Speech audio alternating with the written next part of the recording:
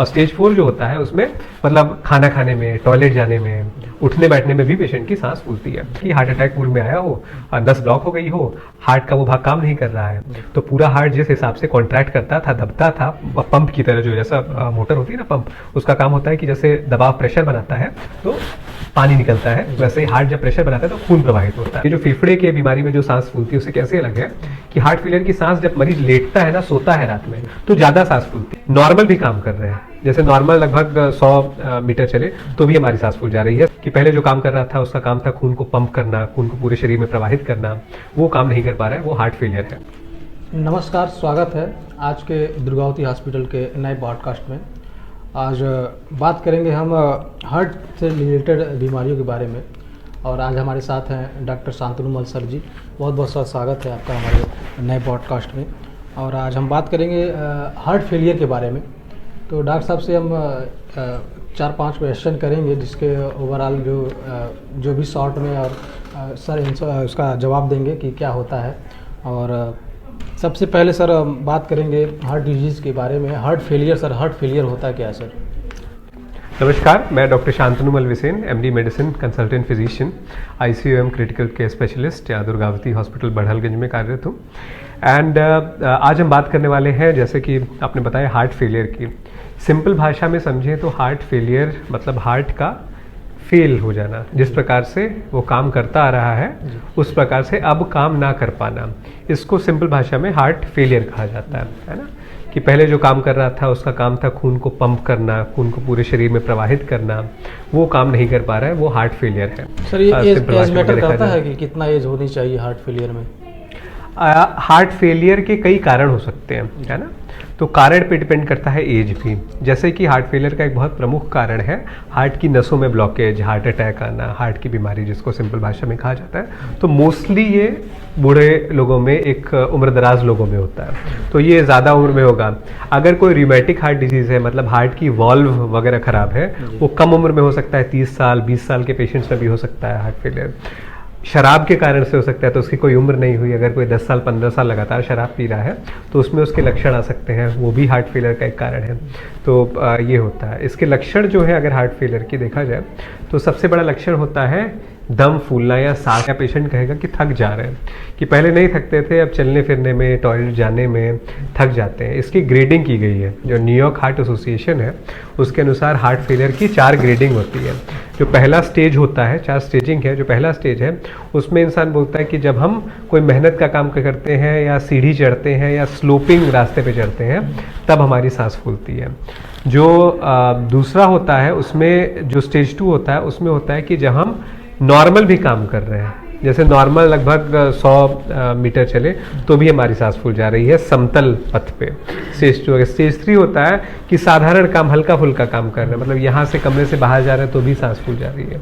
और स्टेज 4 जो होता है उसमें मतलब खाना खाने में, टॉयलेट जाने में, उठने बैठने में भी पेशेंट की सांस फूलती है।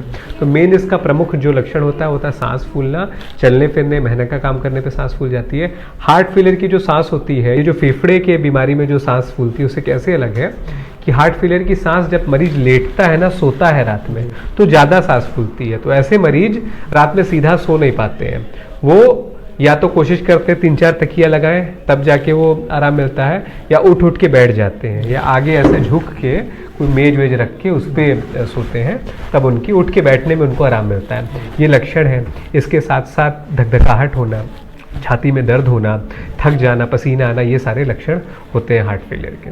सर साथ साथ इसका कारण क्या है? मतलब कोई ऐसा कोलेस्ट्रॉल बढ़ता है या फिर ऐसा क्या चीज़? जैसे मैंने बताया पहले भी कि इसके कारण कई सारे होते हैं। सबसे प्रमुख कारण है कि हार्ट अटैक पूर्व में आया हो और नस ब्लॉक हो गई हो, हार्ट का वो भाग काम नहीं कर रहा है, तो पूरा हार्ट जिस हिसाब से कॉन्ट्रैक्ट करता था, दबता था, पंप की तरह, जो जैसा मोटर होती है ना पंप, उसका काम होता है कि जैसे दबाव प्रेशर बनाता है तो पानी निकलता है, वैसे ही हार्ट जब प्रेशर बनाता है तो खून प्रवाहित होता है। तो मान लीजिए कि 3 नस होती है मुख्य हार्ट में, एक नस कोई ब्लॉकेज हो गई तो वो वाला एरिया क्या है, धीरे धीरे सूखता जाता है, मरता जाता है। जैसे जमीन है कोई खेती की और एक भाग में पानी नहीं गया तो वो जमीन सूखेगी, फसल खराब होगी, और लंबे समय तक पानी नहीं गया तो जमीन बंजर हो जाएगी, वो वाला भाग। तो अगर जो भाग हार्ट का बंजर हो जाता है हार्ट अटैक से, वो एक कारण हो गया। तो ये जो है कोलेस्ट्रॉल बढ़ना, शराब से, स्मोकिंग से, है ना, बीपी से, शुगर से, इन कारणों से हार्ट अटैक हुआ तो वो हो सकता है। दूसरा, बचपन से संरचनात्मक तौर पे यदि वाल्व की कोई खराबी है ना, वाल्वुलर हार्ट डिजीज कहा जाता है, तो वो यंग पेशेंट में, कम उम्र के मरीज में, 20 साल 30 साल के पेशेंट में भी हो सकता है। नए पैदा हुए बच्चे में अगर दिल में छेद है, वो भी हार्ट फेलियर का कारण होता है। तो हार्ट फेलियर, थायराइड जब बहुत ज़्यादा बढ़ा रहता है किसी किसी में, तो हार्ट में पानी जमने लगता है हार्ट के चारों ओर, तो वो भी एक हार्ट फेलियर का कारण होता है। और शराब, जैसे मैंने बताया, वो भी हार्ट फेलियर का एक प्रमुख कारण। तो ये कुछ एक कारण है जो हार्ट फेलियर के होते हैं। ये किसी भी उम्र में, शराब है तो ज़्यादा शराब पी रहा है, 10 साल 15 साल की उम्र से पी रहा है मान लीजिए, तो उसको 25 साल में हार्ट फेलियर हो जाएगा। जो हार्ट अटैक वाले मरीज हैं उनको 50-55 साल में ज़्यादातर होगा। यही चीज़ है सर। जैसे कि कोई नेचुरली ऐसे हार्ट फेलियर का होता है, अगर उससे बचाव की बात करें तो व्यायाम की तरीके से या क्या अपने जीवन शैली में बदलाव लाए जिससे कि उससे थोड़ा बचाव हो सके? बिल्कुल, कोई भी हार्ट की बीमारी का बचाव करेंगे तो बीमारी नहीं होगी। जब बीमारी हार्ट की नहीं रहेगी तो बाद में हार्ट फेल नहीं, हार्ट अचानक से फेल नहीं करता है। अचानक से फेल करने के भी कारण है, जैसे कि बिच्छू का डंक मारना, ये अचानक से हार्ट फेलियर का कारण होता है। ठीक है, अचानक से बहुत तगड़ा निमोनिया हो जाना और उसका असर हार्ट पे आ जाना, ये भी हार्ट फेलियर का कारण होता है। लेकिन ज़्यादातर जो हार्ट फेलियर के कॉजेज हैं, जो क्रॉनिक हार्ट फेलियर के कॉजेज हैं, मतलब लंबे समय के हार्ट फेलियर, ये कोई ना कोई बीमारी हार्ट की चल रही होगी, चाहे बीपी होगा, चाहे शुगर होगा, चाहे हार्ट अटैक आया होगा, है ना। तो इनसे बचाव करना है ना। जैसे बीपी के बचाव के लिए नमक कम खाना है ना, वसा कम खाना है, शुगर कंट्रोल में रहना चाहिए, है ना। फिजिकल एक्टिविटी जो आजकल बहुत कम हो गई है, हम लोग बैठे रहते हैं, एक्सरसाइज करना नहीं चाहते हैं, मोबाइल पे और बाकी चीज़ों पे काम की वजह से जो है दौड़ भाग है, लेकिन सारी मेंटल दौड़ भाग है और गाड़ी से दौड़ भाग है। तो थोड़ा फिजिकल एक्टिविटी, खेलना कूदना, बैडमिंटन, इन सब चीज़ों से, थोड़ा जिमिंग कर लिया, इन सब चीज़ों से जो है हार्ट फेलियर को बचाया जा सकता है। सर, इसका इलाज क्या है?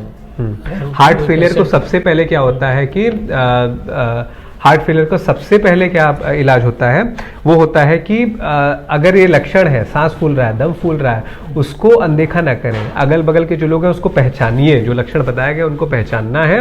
और अगर ऑक्सीमीटर है, पल्स ऑक्सीमीटर जो कोरोना में जो लगाया जाता था, ऑक्सीजन बताता था, वो देख लीजिए। अगर ऑक्सीजन जो है कि उसमें कम आ रहा है या फिर मरीज जो है हाँफ रहा है, सांस फूल है, तो तुरंत अपने नज़दीकी अस्पताल में ले जाइए, है ना। वो होता है। ऐसे मरीजों में कभी भी गाँव देहात में ड्रिप नहीं चढ़वाना चाहिए, क्योंकि हार्ट ऑलरेडी अपना काम नहीं कर पा रहा है, खून नहीं निकल रहा है। तो जितना खून था वो ऑलरेडी हार्ट में लोड बना रहा है, रुका हुआ है ना। तो और उसमें हम लोग फ्लूइड डाला जाएगा और उसमें सलाइन डालेंगे तो सांस और फूलेगी। तो इसमें पानी कम देना होता है, पानी कम देना है, नमक कम देना है, नज़दीकी अस्पताल में जाना है। फिर हम लोग अपने स्तर पे जो पानी जमा है हार्ट का, वो पेशाब के माध्यम से निकालने की कुछ दवाएं देते हैं, उस तरीके से जो हार्ट फेलियर को मैनेज करते हैं। तो आज के वीडियो में इतना ही। डॉक्टर साहब द्वारा जो बताया गया है, अपने जीवन शैली में क्या बदलाव लाएं हार्ट फेलियर में और बचाव क्या करें, इस पर हम लोगों को ध्यान देना है। और आगे और भी वीडियो में हम डॉक्टर साहब से बात करेंगे कि और भी डिजीज़ के बारे में इनसे जानेंगे, उसका निदान जानेंगे, उसका उपचार जानेंगे। आगे और भी बीमारियों के बारे में डॉक्टर साहब से हम बात करेंगे। और तब तक के लिए आप वीडियो देखते रहिए। बहुत बहुत धन्यवाद डॉक्टर साहब।